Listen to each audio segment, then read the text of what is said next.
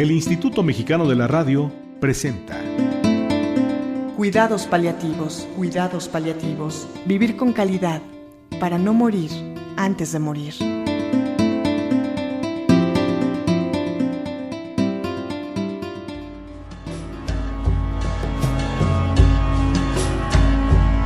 ¿Qué tal? Soy Luz Helena Olaiz Cortina, directora administrativa y de enseñanza del Centro de Cuidados Paliativos de México, una institución de asistencia privada no lucrativa que se dedica a dar cuidados paliativos domiciliarios. Y en la serie Cuidados Paliativos, hoy vamos a tener el tema de musicoterapia o terapia del sonido con la maestra Guadalupe Olivares Larraguibel. Tengo el honor de ser su alumna. Ella es egresada de la Facultad de Filosofía y Letras en la UNAM y es maestra de filosofía de tiempo completo en el Departamento de Filosofía de la UAM Iztapalapa, así como profesora del Colegio de México. Desde hace 12 años o más, realiza voluntariado en acompañamiento a pacientes terminales y asesoría filosófica. Y en los años 90 tomó la especialidad de Desarrollo Espiritual de la Música y Musicoterapia con el maestro Federico Bañuelos en la UAM. Maestra, ¿cómo está? Me da mucho gusto tenerla aquí para hablar de este tema tan importante que es la musicoterapia. Luz Helena, muchas gracias por la invitación. Pues vamos a comenzar. ¿En qué momento de la historia de la humanidad se considera la música como un poder para aliviar el dolor y el sufrimiento, maestra? Es una pregunta muy interesante porque uno creyera que la musicoterapia nació en el siglo XX y es famosa en el XXI, pero tenemos registros de Egipto en donde hay un jeroglífico que representa la palabra música como alegría y bienestar. Ya estamos hablando del 2700 antes de Cristo. En general, la música están tratando de reflejar lo que se considera las leyes divinas y como tal, estas leyes divinas y este sonido del universo tiene el poder de aliviar el dolor, el sufrimiento, fomentar la salud y la curación. De ahí que vamos a tener 3 requisitos. El autor que escribió la música, el intérprete de la música y quien escucha la música. Si el que escucha la música no tiene una actitud abierta de una buena escucha, probablemente el autor y el intérprete no van a tener el significado, ni el peso, ni la valía. Es decir, entonces necesitamos estos 3 elementos para que ese efecto del que estamos hablando que tiene la música en el bienestar se logren. Sí, en general es muy frecuente que estemos escuchando música haciendo otra cosa, pero de manera específica en el caso de la terapia del sonido, la solicitud es que el escucha ponga atención a lo que escucha. No conviene olvidar que la palabra atención significa conciencia aplicada. Si yo tengo la conciencia aplicada en el sonido que estoy escuchando y yo, cualquier persona que escucha, es agua, un joven es 90% agua, una persona grande es 70% agua y lo que vibra es el agua que contiene el cuerpo físico y entonces esta agua y los órganos internos vibrando con ese sonido van a hacer el efecto sanador de curar dolor y sufrimiento. ¿Cuáles serían esos efectos físicos del sonido, maestra? En el caso de la antigüedad, lo que se sabe es que Pitágoras señala cómo la música puede tener estas modificaciones en nuestros ritmos cardíacos y respiratorios. Pero ya en el siglo XX, desde el XIX, estos signos se miden. Ya la medicina y la ciencia pueden medir efecto de la música en el palpitar del corazón o en el funcionamiento de los pulmones. Esto repercute en un cambio del sistema inmune que va a tener una disposición mayor para que la persona se defienda y pueda tener mejores resultados en cuanto a lo que se espera, que sobre todo que no tenga dolor. Entonces estamos hablando de que la música tiene efectos directos en el cuerpo humano, tiene efectos directos en sanar, en proporcionar un bienestar.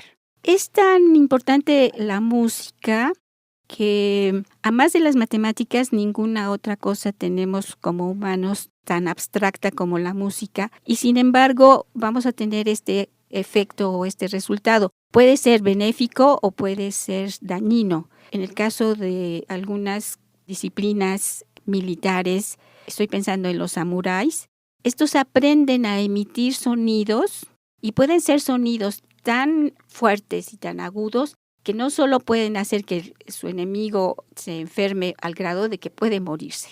Con el puro sonido. Con el puro sonido, con el grito del samurái, en donde incluso puede matar.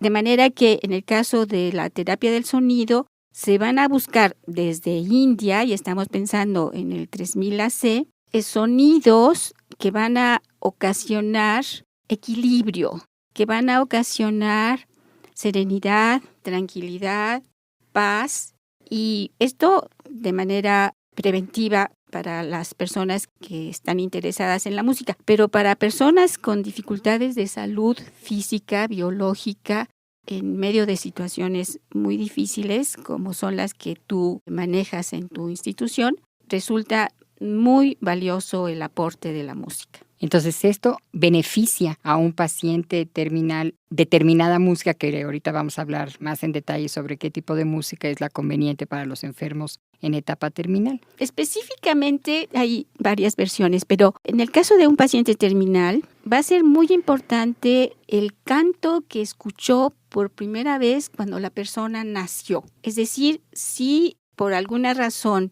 la mamá de la persona enferma todavía está, se le podría pedir que recordara las canciones de arrullo que le hacía en ese momento bebé, niñito, niñita. Y estas canciones de arrullo, en el caso del paciente terminal, lo van a conectar con los momentos más agradables y más equilibradores y de mayor certidumbre para desenvolverse en la vida. Si acaso llegara a acordarse de cuáles eran los arrullos con los cuales su mamá lo cuidaba. Si no, vamos a encontrar específicamente un gran servicio en los cantos gregorianos.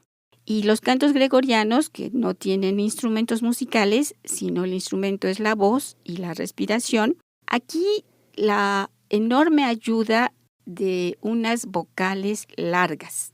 Estas vocales largas que los especialistas, el efecto neurológico de estos sonidos en el cuerpo, van a señalar qué parte incide, por ejemplo, la A, la E, la I, la OM, y cómo es que estos sonidos pueden tener este beneficio para una persona pues, que tiene un tiempo corto de vida.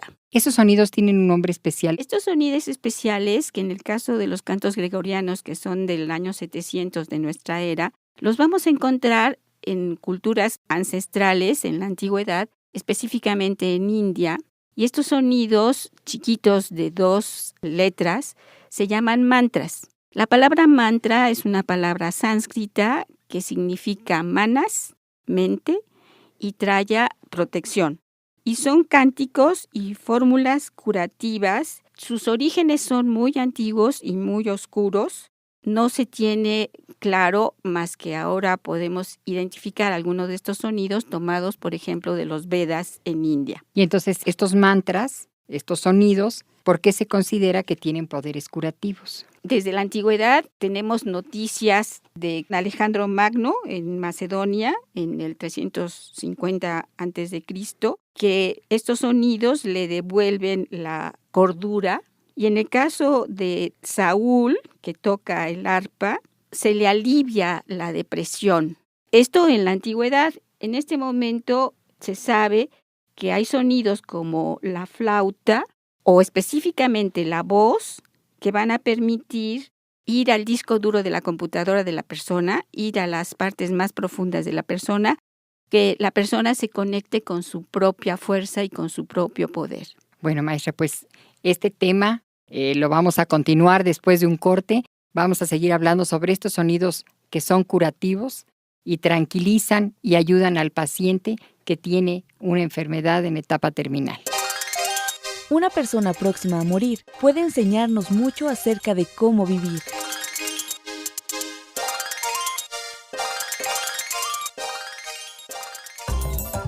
Para mayores informes, comunícate al Centro de Cuidados Paliativos de México, IAP, Teléfonos 5235-0507, 5235-0508 y 5579-2827.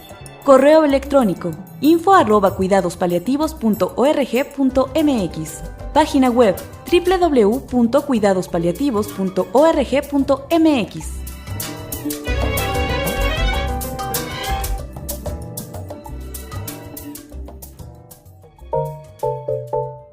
Cuidados paliativos. En un momento regresamos.